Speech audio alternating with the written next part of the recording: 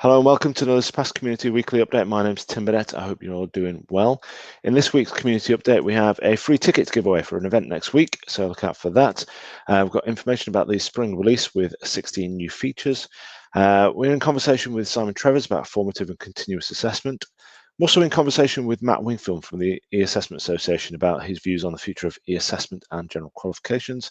And we have community news, events, jobs, and further information. So I'll see you all in 10 seconds.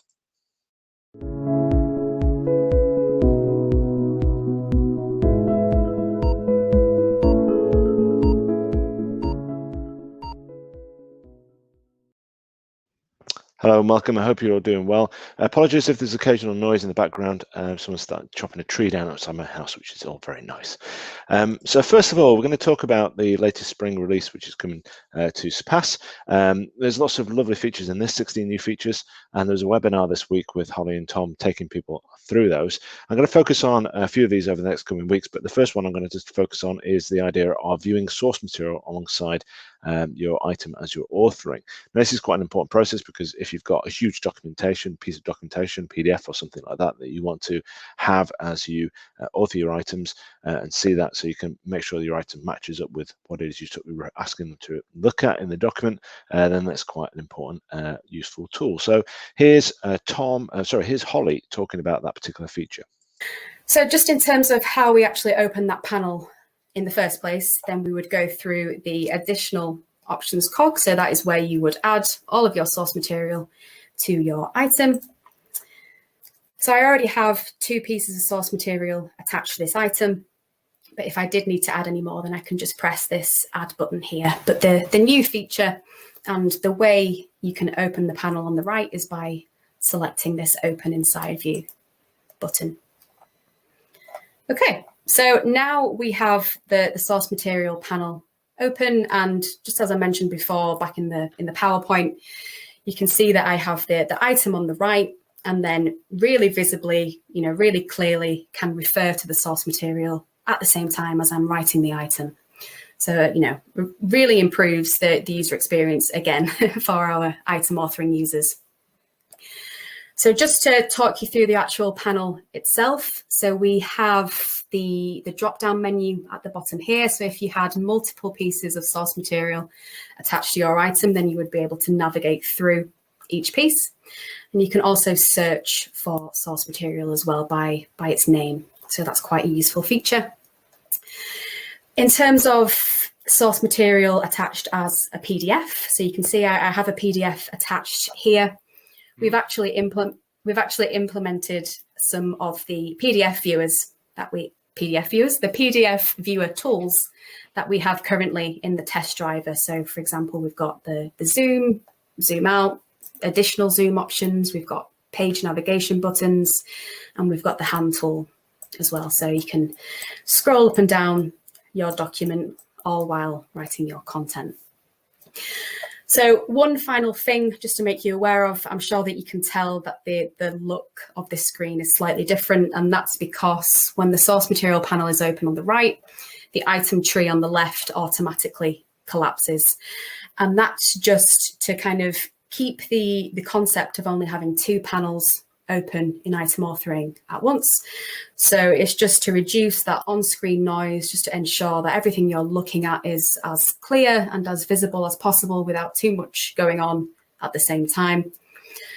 So if you need to navigate through the items in your tree while keeping this panel open, then you can do so by selecting the previous and the next buttons. So that's really useful if you are you need to keep this panel open, you want to keep it consistent, but you can use these buttons just to navigate through your item tree anyway.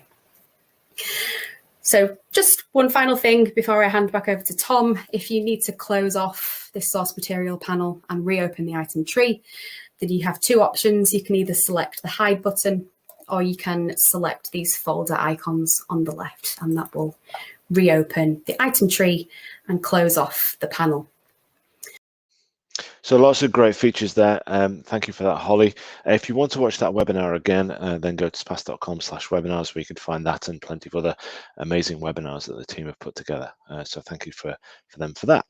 Okay, so next week, there's a big conference going on, a big event, the Westminster Education Forum, and this is looking at the England's examination system. So obviously, I know that's a little bit UK or English focused, but the Surpass community is much wider than that. But it's kind of one of the kind of pivotal areas that we look at, and we do recommend that lots of people kind of join that and listen to what's being said about the English examination system and how that translates across the globe. Really, we do have a free ticket for this, so if you do want to attend this, I only have one, but if you want to drop a message on the LinkedIn and comment saying, "Can I have a free ticket, please?" then I'll go with the first person that submitted that. So please do let us know. Speaking as part of that event, Simon Trevors from our team, our Chief Strategy Officer, is going to be talking about formative and continuous assessment. And I caught up with Simon for recording a podcast earlier this week, just to kind of listen to what his views are on this. And that podcast will be available later. But here's Simon with just a small snippet on this. And then the challenge is, how do you ensure the kind of equivalence between the different types of assessment? And I think that's something that we've seen in other industries happen a lot over the last few years. So in the work that we in the Surpass team have done with vocational and functional skills providers, for example, and with certification bodies, so working with lots of different accountancy qualifications providers. And we've seen those industries move from paper delivery to on-screen delivery and maintain the equivalence in difficulty in assessment from year to year and from paper. And so when those industries have gone through transition, and they've obviously done a lot of work to ensure that the assessments that are being delivered now are authentic and as difficult as the assessments were when they were delivered on paper 3, 4, 5, 6 years ago, we've seen that change. And so that learning, that experience is there for general qualifications to look at that and to be able to determine what the best way forward is to move forward. But maintaining that accessibility for all students, as you point out, there will be some students who, because of the digital divide, maybe they don't have computers or they don't have capability to use a computer for accessibility reasons, for example. But determining an assessment model that can manage across all of those different delivery mechanisms, that's absolutely doable using the right technologies in the right way.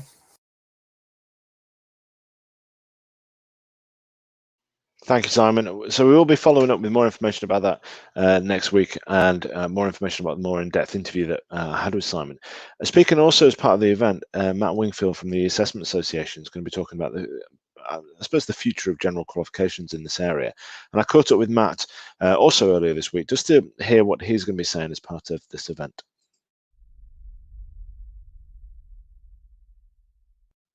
Hi, Matt. How are you doing? Good, thank you. How are you?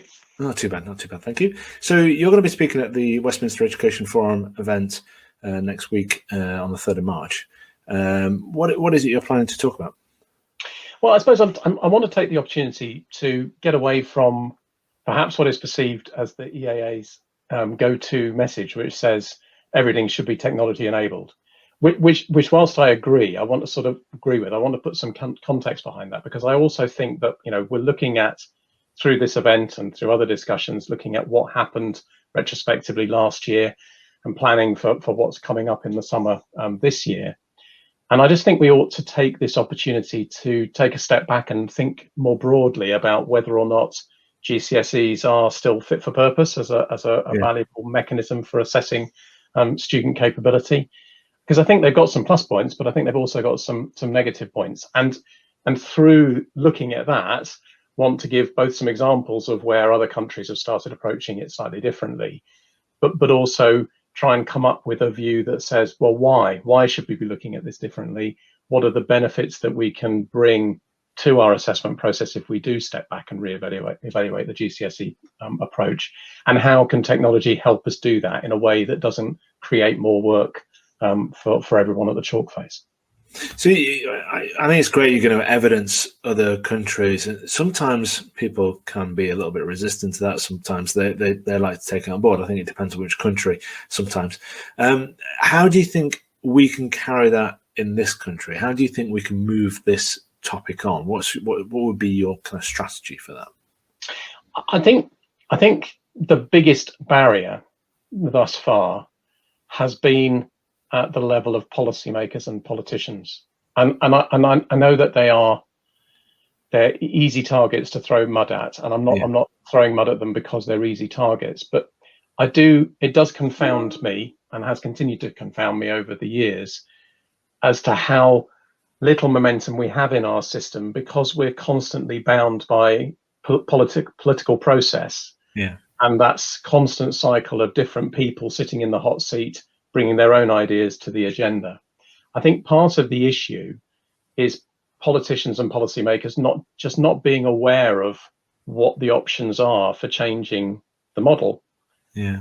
And so, that's how I see a role I see for the association more broadly, is trying to inform and support better awareness of that. So it's about trying to help those people understand what's possible, helping them see what's worked in other countries. Some other countries doing this at equally large scale using technology.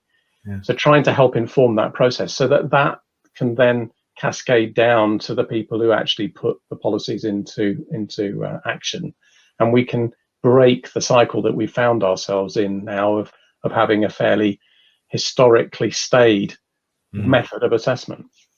Yeah, I think, well, we've certainly seen the light this year, haven't we? We've seen what the future can potentially deliver, and by looking at other places where they're making maybe a little bit more progress than we are. And I don't think you even have to go that far, really, do you? It's not like looking the other side of the world, is it? You just Scotland, a place like that, they're making some bigger progress than England might be. No, absolutely. And I think for me, the big thing here is let's take the opportunity to look at GCSEs as a bigger thing. And let's not just try to use technology to introduce greater resilience to the process, because that's absolutely important, because we can see the chaos that's come about by not having a resilient assessment system. But let's use it to really reinvent the way that we assess and support our students. So let's make it have a more formative focus rather than being summative, because why do we need a summative focus at 16 nowadays when students have to stay on in school until 18 anyway? So let's have a more formative, progressive approach that's really leveraging the technology is what I'm really suggesting, I suppose. Yeah, and I think many will agree with you there. It sounds like a fascinating point you're going to make. I'm really looking forward to hearing it, and looking forward to seeing you at the conference. Yeah, great. I'm really looking forward to it. Thank you very much for inviting me to have this quick chat. Yeah, thank you, Matt. Thanks. Bye-bye. Bye.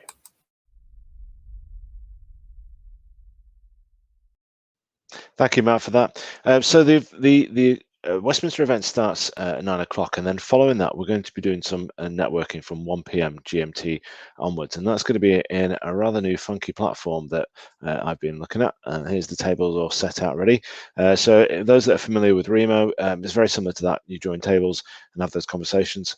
You'll notice there is a coffee space there as well, so I will be manning the coffee bar, and I will be providing drink tokens for those that want to come and have a chat with me and learn more about the work we do. So if you want to sign up to that and want to head to that, then go to surpass.com/networking, where you can register for it. So just some other news and information and reminders, really. E-assessment awards are open. They close on the 12th of March. So you haven't already got your submission ready. I think there's 8 categories that you can submit for: transformational, summative, formative, research as well. So please do have a look out for those. We have a webinar coming up on the 16th of March with Andy and Kat talking about the user research and inclusive testing. So I strongly recommend you sign yourself up to that. I'm going to be chatting, all being well, next week with Brian Moon and Jeff Ross about an upcoming Beyond Multiple Choice event, looking at the assessment challenges of our new decade. That's on the 21st of April, so please do check that out. And then also, not to forget, ATP is coming up soon, 27th to 29th of April. As part of that, we have presentations again by Kat and Andy as part of their user experience and inclusive design work. That's going to be a roundtable. We've got utilising technology for ultimate candidate experience. So that's with Abby and Steve from Examity and the Surpass team. And then we also have a conversation with Chris and Amanda looking at standard setting practices using technology. So please do check that out. I'm also hoping to catch up with Ada from the ATP chair for the Innovations in Testing Conference 2021 as well next week. Okay, so just looking at some other community news and activities. Let's just have a look at the board here.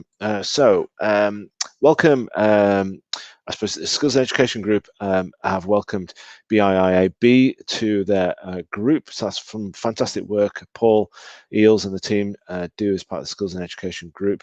And it's nice to see that they're getting stronger and stronger with coming together as part of collaboration there. So some really good work.